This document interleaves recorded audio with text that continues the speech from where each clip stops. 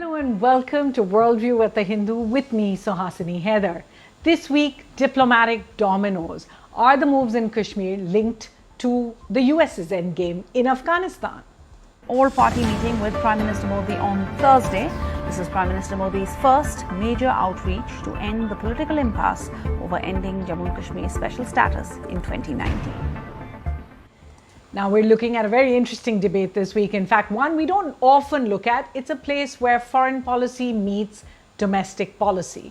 This week, Prime Minister Modi invited 14 leaders from Jammu and Kashmir to discuss the way forward on democracy, on elections, on delimitation, etc. Now, it is clearly an internal process.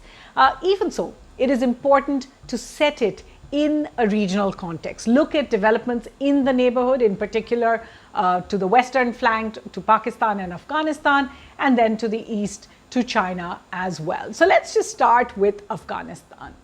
Clearly, the developments there are playing out every day in the headlines. The US has expedited its pullout from Afghanistan. It was due to be completed by September the 11th, but really, in terms of numbers, they've already completed half.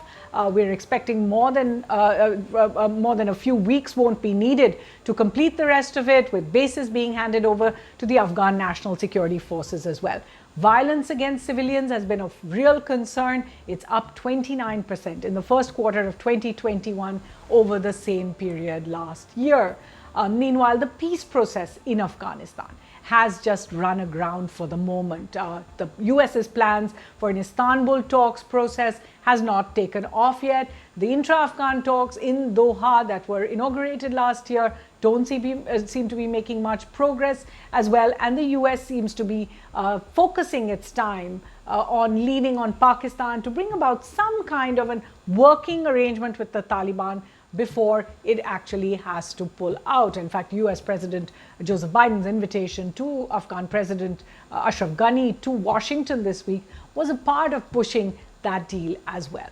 Let's turn then to the developments in Pakistan. And Pakistan's military is clearly eyeing, welcoming possibly, the prospect of the Taliban, its allies coming into power in Kabul. But at the same time, it's got some concerns about whether the violence from Afghanistan will have a spillover effect into Pakistan the way it did about 2 decades ago.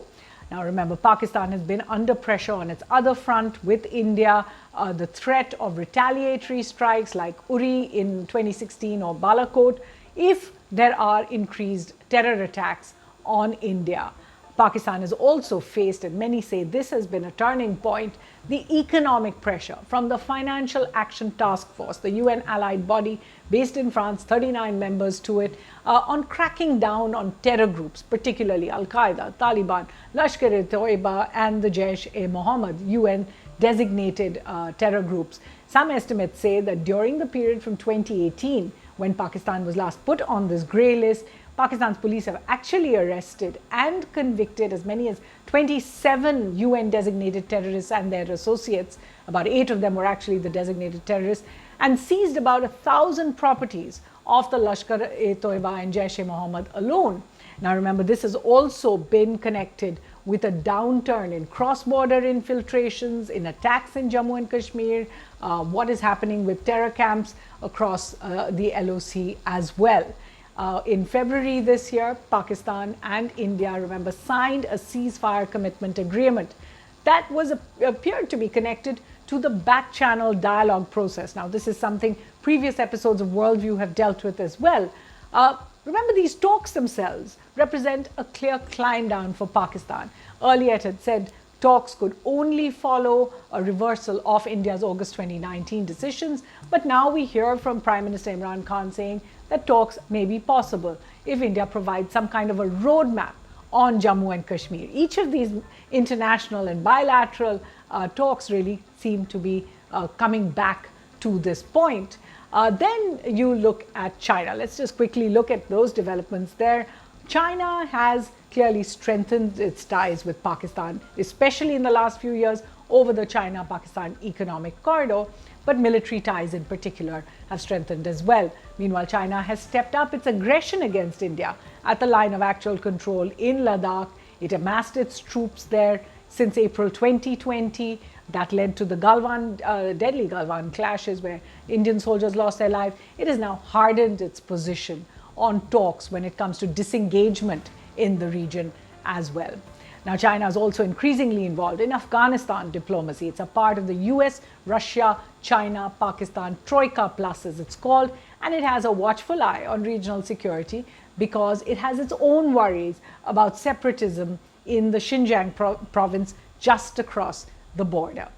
For India, all this, if it comes together, has meant the threat of a two-front situation, as described by Army Chief Narawane, will mean any future conflict with China could bring along the risk of a conflict with Pakistan, and vice versa. Any conflict along the line of control with Pakistan could bring the threat of China as well. What this really means is that Home Minister Amit Shah's contention in 2019 that the government is willing to continue to sacrifice lives in order to try and reclaim Pakistan-occupied Kashmir, Aksai Chin, under Chinese control as well, is becoming more and more difficult. What does all this mean for Jammu and Kashmir then?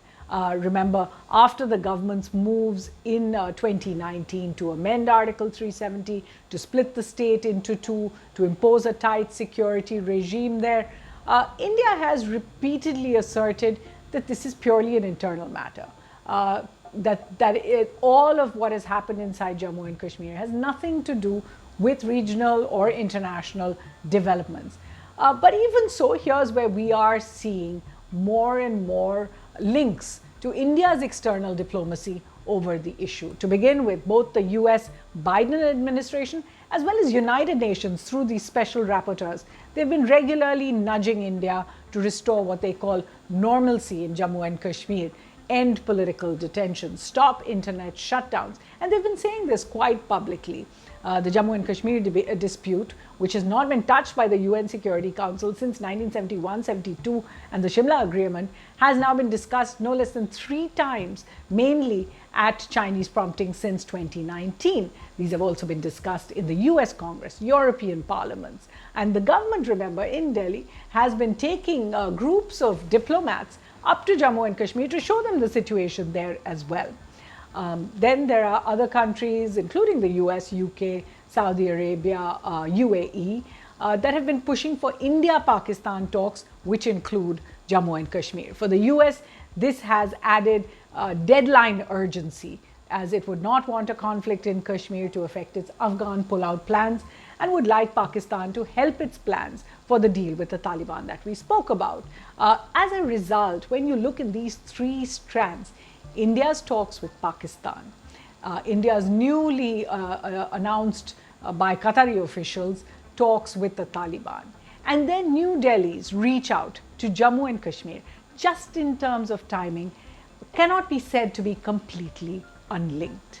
Remember, there is a history to this. In the late 1980s and early 1990s, as the US helped Pakistan to train Mujahideen to defeat the Soviet Union in Afghanistan, it also similarly tried to push India on the human rights situation in Jammu and Kashmir to help that relationship.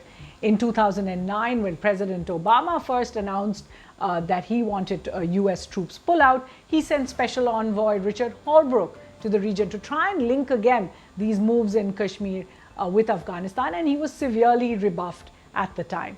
This time around, it has been the US Special Envoy, who was Mr. Trump's envoy, now Mr. Biden's envoy, Zalmay Khalilzad, who has been making similar rounds. And although he has not publicly mentioned Kashmir in his efforts on Afghanistan reconciliation, what we're hearing is from the US State Department point person, Dean Thompson, who spoke earlier in June at a congressional hearing. And he said that New Delhi has taken some steps in terms of Jammu Kashmir, restoring 4G internet access, releasing political prisoners. But he went on to say there are other electoral steps the US would like to see India take, and that the US, he said, has encouraged them to do so, India to do so, and will continue to do so. All of this eventually points to one thing, that while the government's moves in Jammu and Kashmir are India's internal policy, they will always come under intense international scrutiny, and never forget that they are linked to the intricate game of regional dominoes that plays out in an increasingly tense neighborhood. We're going to continue to watch that story for you. I have some book recommendations as well. To begin with, one from my colleague Kallol Bhattacharjee at The Hindu, who wrote The Great Game in Afghanistan, Rajiv Gandhi, General Zia and the Unending War. That's really a must read. Also, Obama's Wars, an account by another journalist, Bob Woodward, writes the inside story on that. There's a book by A.S. Dullat. He was the former RNAW chief. He dealt with India's internal as well as external security concerns. It's called Kashmir, the Vajpayee Years, talking about the early 2000s. And then there is Durand's Curse by a former Indian diplomat, Rajiv Dogra. That's all we have time for here on Worldview, but do keep joining us. And from the team here, thanks for watching.